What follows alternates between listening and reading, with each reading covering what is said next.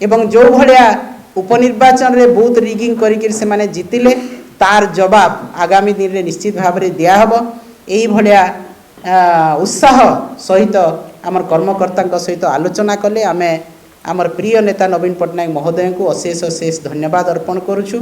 एवं आमर कर्मकर्ता जो दृढ़ संकल्प नहीं कि तांको देखा कले आलोचना कले तांको मध्य मो बहुत बहुत धन्यवाद दौछि। एवं ओडिशा सारा आज जानिछंती नुआपड़ा उपनिर्वाचन रे Bharatiya Janata party किपरि भाबरे booth rigging करी एवं जबरदस्ती भोट कैप्चरिंग करी पैसा पत्र खर्च करी अमाप खर्च करी से भोट जीति छंती। एटा नुआपड़ा ठारू आरंभ करी ओडिशार प्रत्येक व्यक्तिविशेष यह जानिछंती गणमाध्यम जानिछि।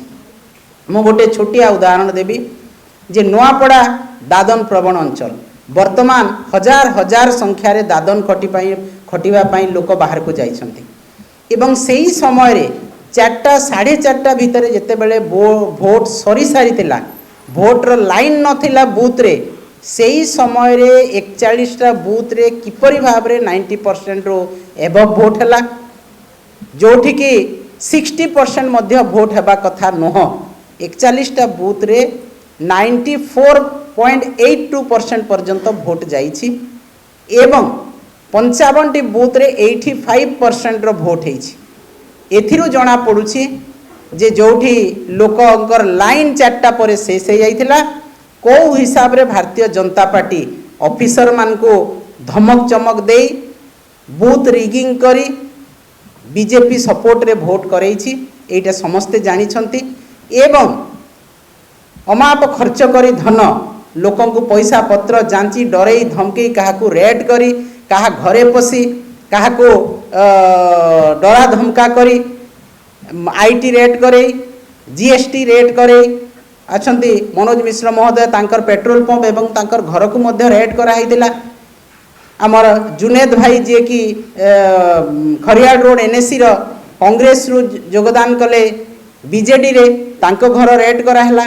आमर जो माने इलेक्शन समय रे जाइथिले आमर प्रीतिरंजन घड़ई महोदय एवं आमर भुवनेश्वर सांसद प्रार्थी मनमत राउतराय तांको मध्य घर को रेड कराला जोटी रहूतिले।